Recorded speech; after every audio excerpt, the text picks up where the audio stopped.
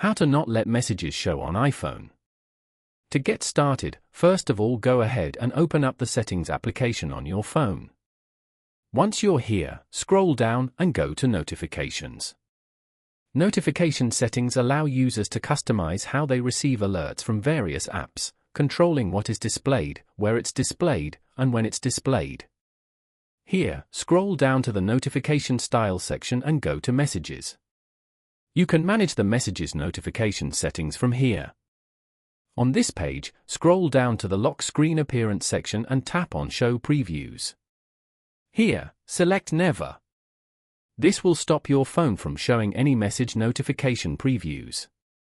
Following these steps, you can easily not let messages show on iPhone. Thank you for watching.